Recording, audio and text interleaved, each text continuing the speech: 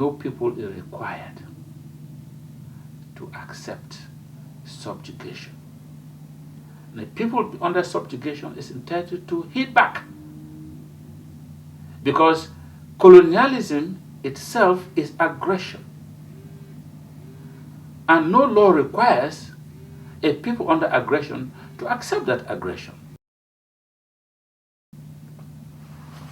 Are you a terrorist?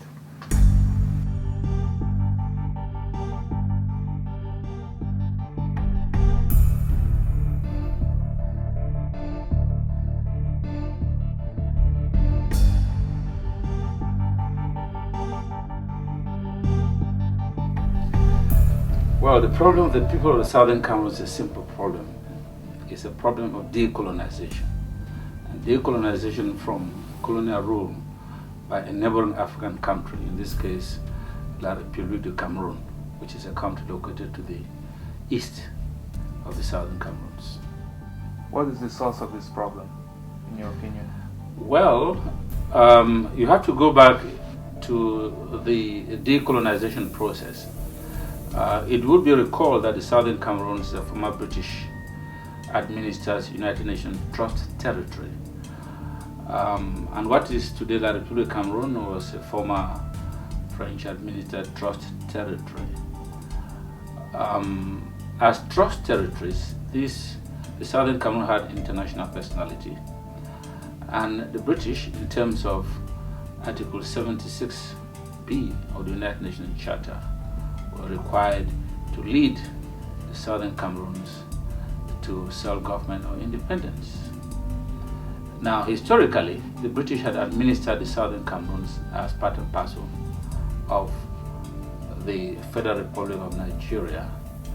Of course, even though the United Nations itself had on several occasions disapproved of what was called at that time administrative unions. Indeed, the British administration of the Southern Cameroons, along with Nigeria as one country, had the effect of blurring the distinction between the Southern Cameroons and Nigeria. And most of the activity of Southern Cameroon politicians was directed towards separation from Nigeria. And in 1959, the British had indicated to the United Nations that the Southern Cameroon was ripe for independence.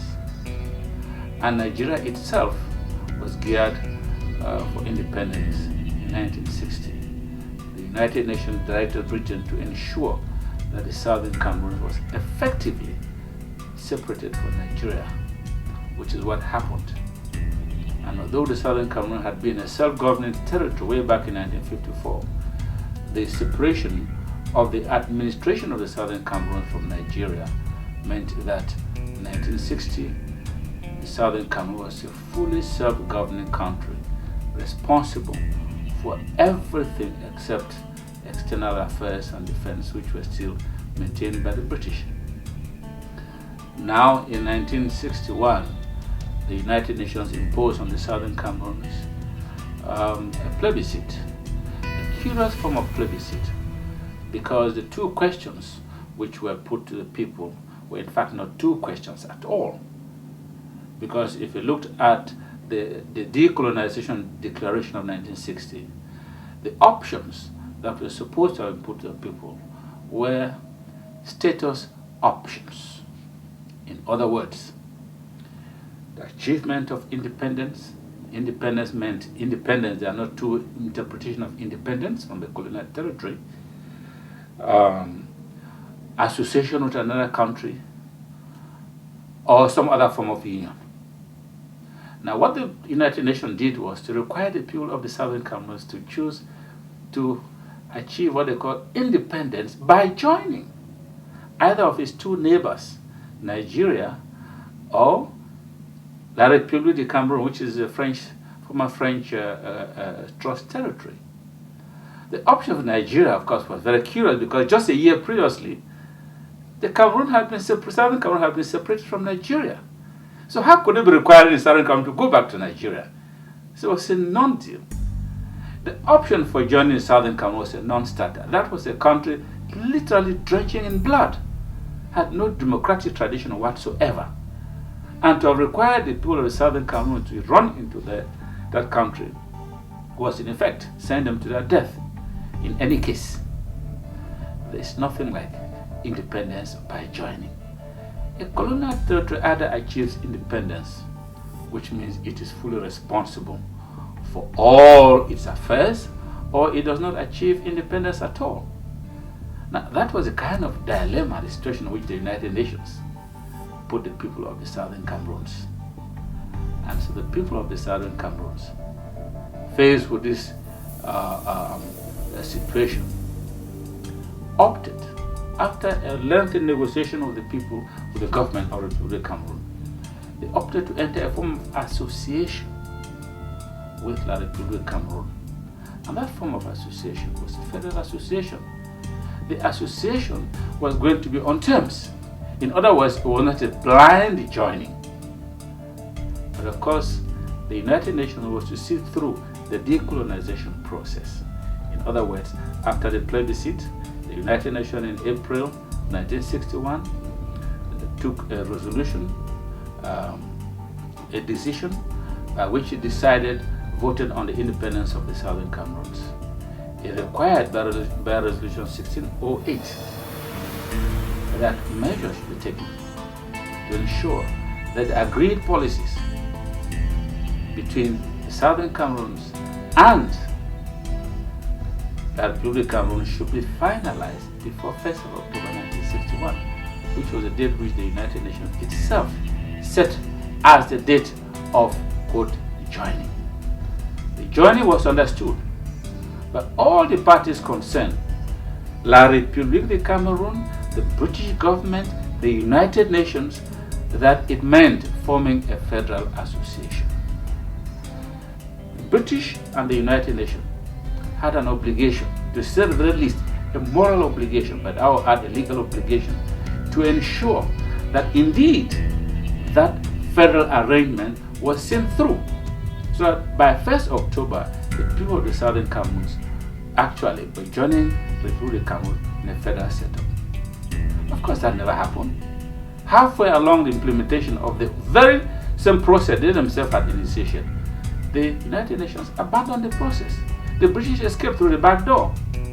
And what simply happened was, the French forces, which are present in the Republic of Cameroon, they just simply moved over. The British themselves boasted that on that 1st of October, at the moment the British House of Commons was meeting, the instruments of transfer of sovereignty over the Southern Cameroon had been handed to Mr. Ahejo, who was the president of the Republic of Cameroon.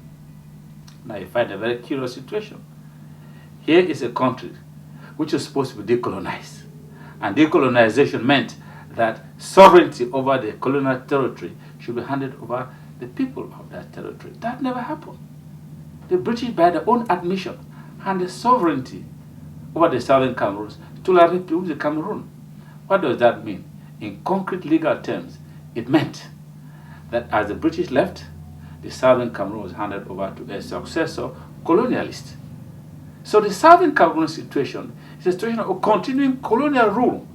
We had the Germans who came there, the British who came there, now continuing colonial rule by La République de Cameroon. But of course, we talk about Republic of Cameroon is a nice way of putting it, because we know that the French are very much present in La République de Cameroon. That country has never cut off its apron strings from the French. And so to say that the Southern Cameroons is a colony of La République de Cameroon, which is itself a neo-colonial state of France, what we're actually saying in that the Southern Cameroons is a colony of a colony, which makes matters even worse.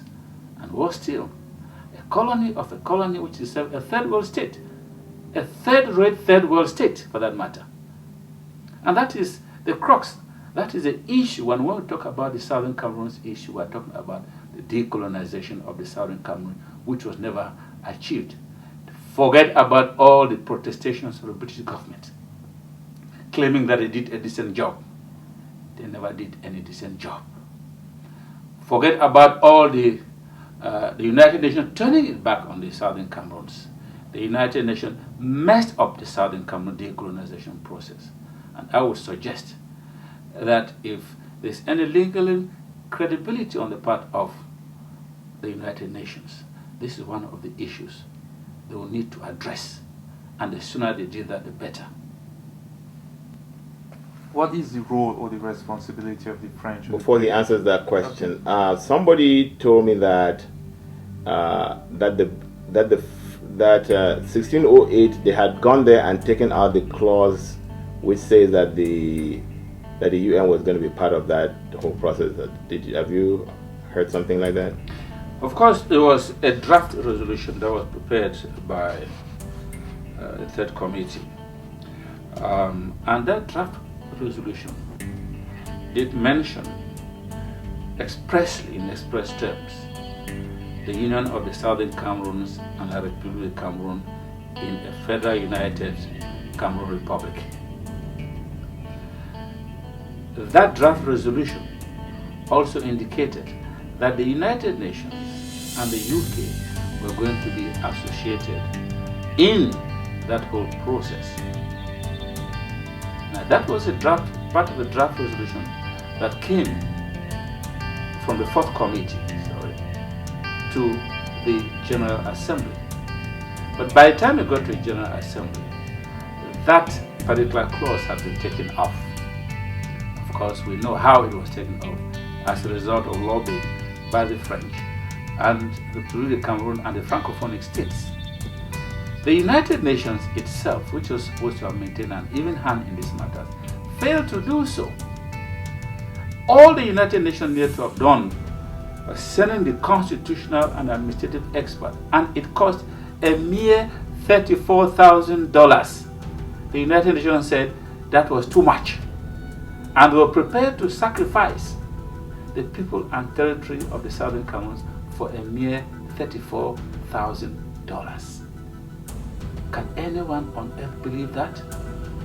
In any event, the resolution that was finally adopted, resolution 1608, said in its operative paragraph 5 that the United Kingdom government, the government of the Southern Cameroons, and the government of the Republic of Cameroon had to ensure that the agreed and published policies of the concerned parties, that is, the concerned parties were the Southern Cameroons and the Republic of Cameroon, that those agreed and published policies had to be finalized before October 1, 1961. That was never done. Curiously enough, on 1st September 1961, La République of Cameroon, which was a foreign state in relation to the Southern Cameroons, passed an annexation law in its National Assembly by which it laid territorial claim to the territory of the Southern Cameroons. And the interesting thing about it is the British did not lift a thumb. The United Nations did not lift a finger.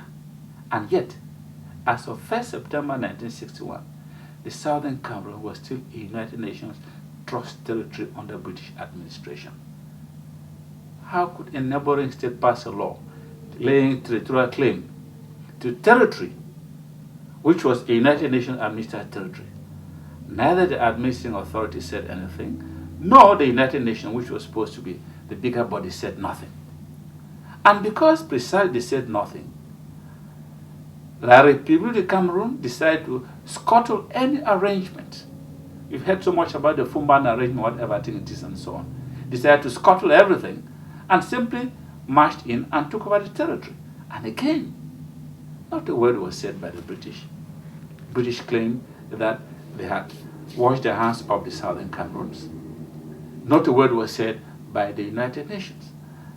And this is exactly the scenario we've seen happening in Africa ever since, when Imperial Ethiopia laid claim to Eritrea, when Imperial Morocco laid claim to Western Sahara, and when Indonesia laid claim to the Western Sahara. And in all of these cases, always, the United Nations either has said nothing or has not been forthcoming, and as it was expected. Eritrea had to fight a 30-year-long war and millions of people to die for them to achieve self-determination. In East Timor, the East Timorese had to face the military might of the Indonesians. Again, blood had to be spilled before the United Nations came in. The Western Sahara is still going on. And again, the whole matter is still being playing up and down and so on.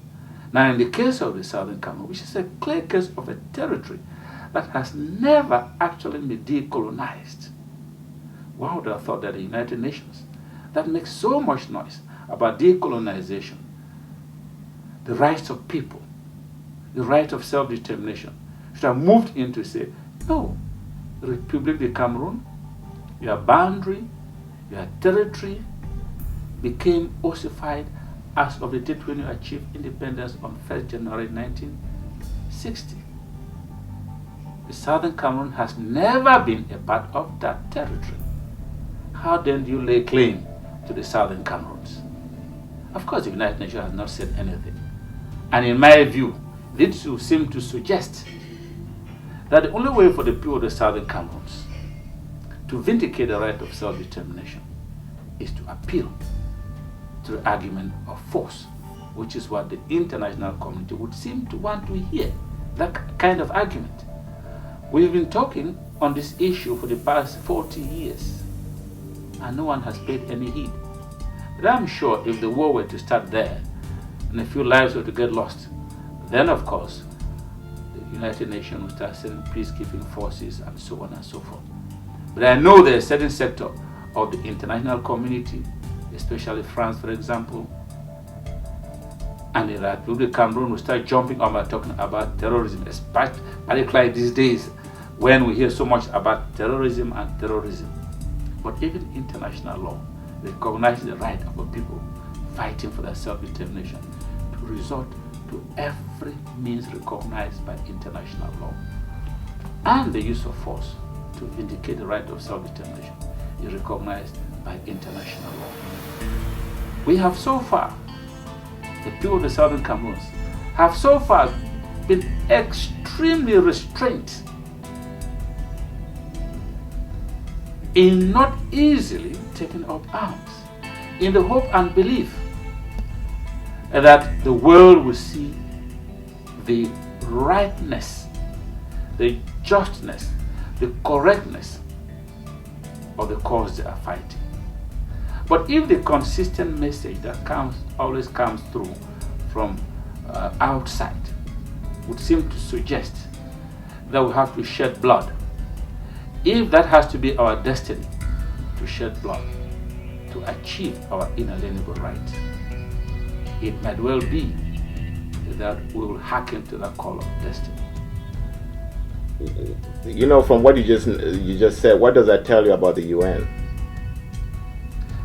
Everybody who has had the opportunity to study the UN knows that the UN is extremely slow, it is extremely bureaucratic, it is extremely politicized, and it is a forum where each state tries to push through its agenda. So you find a situation where a small country like the Southern Cameroons, of course, would find it very, very difficult to go through the United Nations normally if any of the powers that be do not see immediately their interest being challenged there. So the UN, and that's why we've had a lot of problems around, especially in Africa. The Rwandan case is because of the slowness of the United Nations and many other parts of the country. And I would imagine that that's one of the reasons why there's a push now for the reform of the United Nations, to make it more effective and more relevant. It talks about we the people, but increasingly over the years, we have not been seeing the people involved, nor the interests of the people being involved. The United Nations is more and more a club for states. And yet, the Charter was proclaimed in the names of we the people of the United Nations. So the United Nations, I would say, in the final analysis, does act very, very slowly and from interested points of view. And the question is, what is the role of the French and the British, which you have touched on? But is there a more defined role for the French that you could tell us in terms of the Southern Cameroons? One of the most intriguing things, I think many of our researchers will have to look into that very carefully,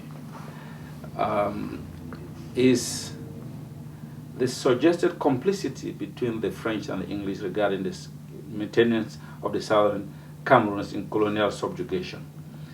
The consistent line we've received from the French over the years has been that although the French themselves are so edgy and so protective about their Frenchness, about their French culture, they are not going to concede to other people the right also to protect their own uniqueness and their own unique culture. In the case of the Southern Cameroons, our Anglo-Saxon inherited culture and our English inherited language and our own specificity as a distinct people entitled to independence and self-rule.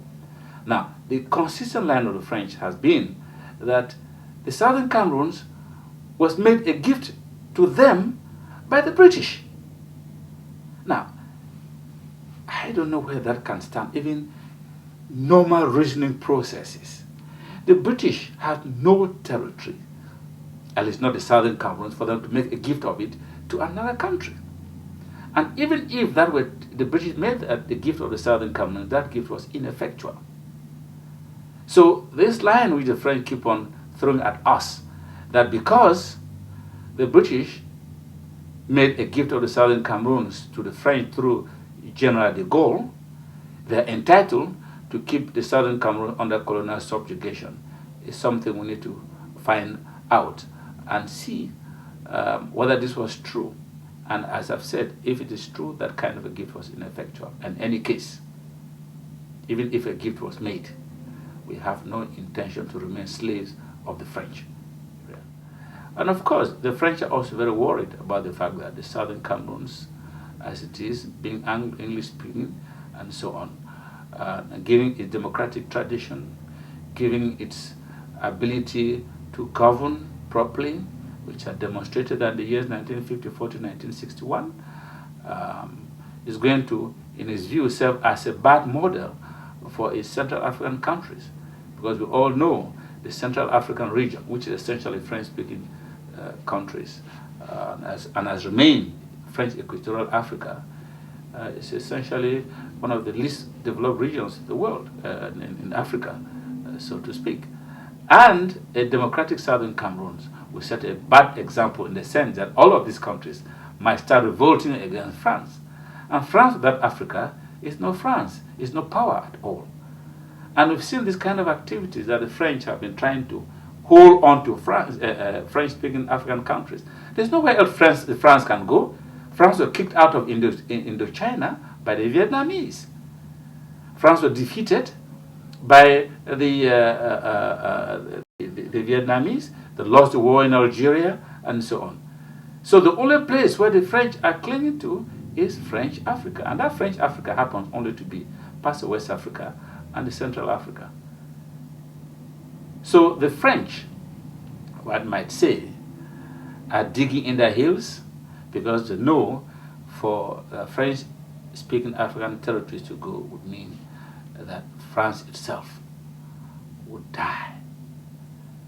Perhaps not literally, but in terms of the language and in terms of the influence, their ambition to be a world power.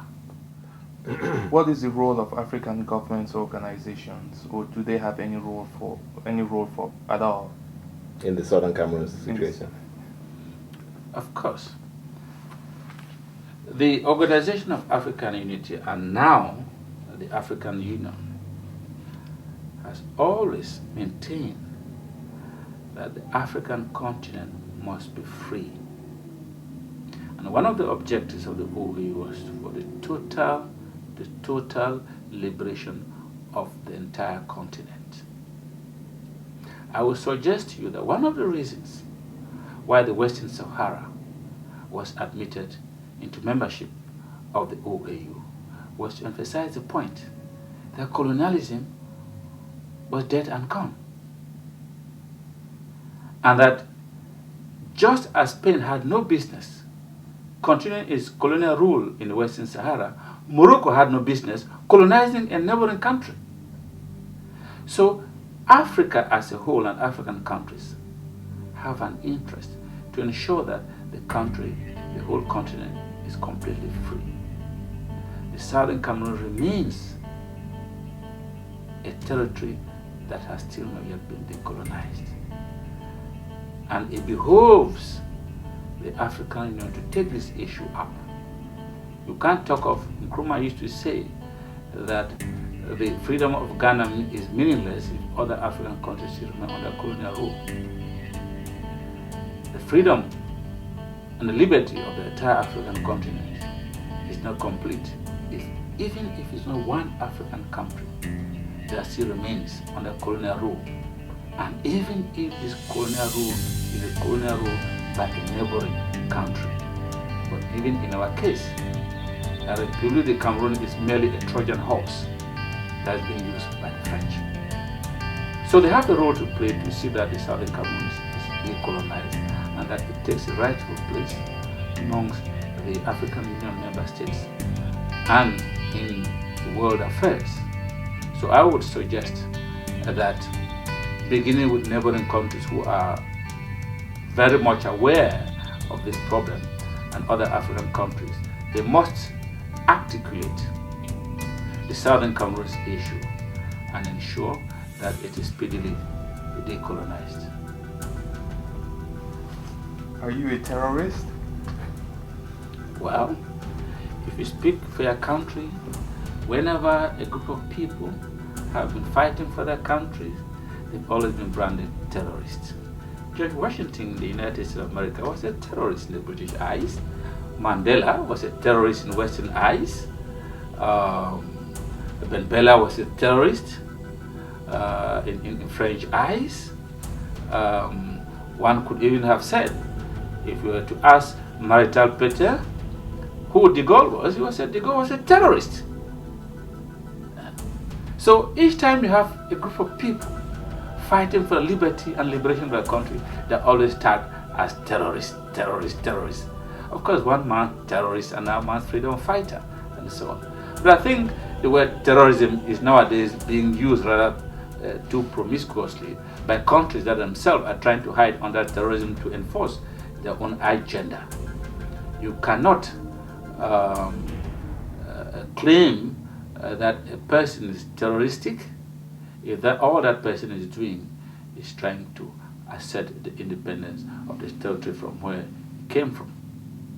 So no, I'm not a terrorist, and yes, I'm a terrorist if you consider the fact that one is advocating for independence of one's country. If that means terrorism, then that is a label we would easily and gladly accept.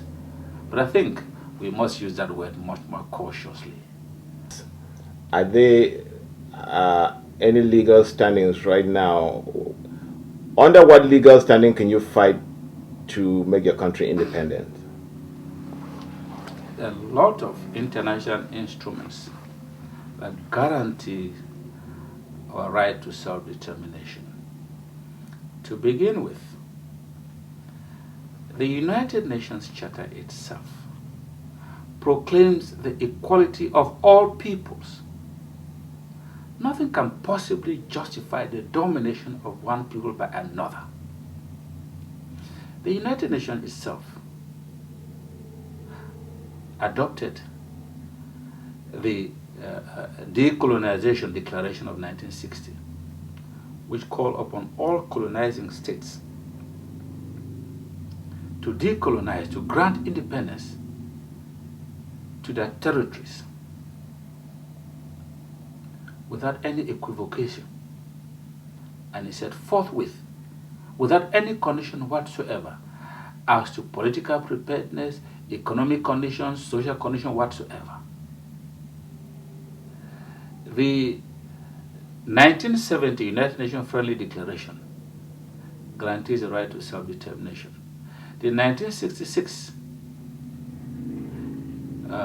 International Covenant on civil and political rights, and the International Covenant on Economic and Social and Cultural Rights guarantee the right of self-determination. The African Charter guarantees right of self-determination, and in fact gives the right of resistance to people under colonial rule, people who are being dominated by some other people, and goes further to call on other states to help people fighting against colonial domination, to free themselves from colonial rule. So there's a whole range of international instruments that guarantee to the people of Southern Cameroons the right of self-determination, and that justifies their fight. And in any case, there is also the eternal law of nature, which says no people is required to accept subjugation. And the people under subjugation is entitled to hit back, because colonialism itself is aggression. And no law requires a people under aggression to accept that aggression.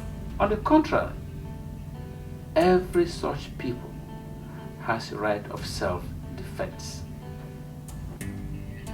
And so the people of the Southern Cameroons, in their exercise the right of self-defense, are ready and willing to repel the aggression that is the form of colonial subjugation by the Republic of Cameroon. What is the role of the people of the Southern Cameroons in this struggle? Any struggle for self-determination is a people's struggle, which means by definition that every single Southern Cameroonian is involved in this. Of course, the involvements are at different levels. There are some Southern Cameroonians who are still collaborationists, one may put it that way, using that term here, not in a pejorative sense, but indicating that they're in the service of the colonial authorities. Now, their level of commitment might not be at the same level of commitment as some other people. Of course, there are some other people too who might think that given the overbearing influence of the French, the power of the French, and so on and so forth, the struggle is doomed already. But the vast majority of the people know that the only salvation, their future, lies in a united front, in confronting the enemy and in defeating the enemy and creating for themselves, for their children, of their children's children, a place they can look back and call a home. And that is the vocation of every Southern Cameroonian. And my conviction, having gone around the country, is that every single Southern Cameroonian who is conscious of this issue is convinced that that is the way forward, and that there shall be no peace until the entire homeland is liberated.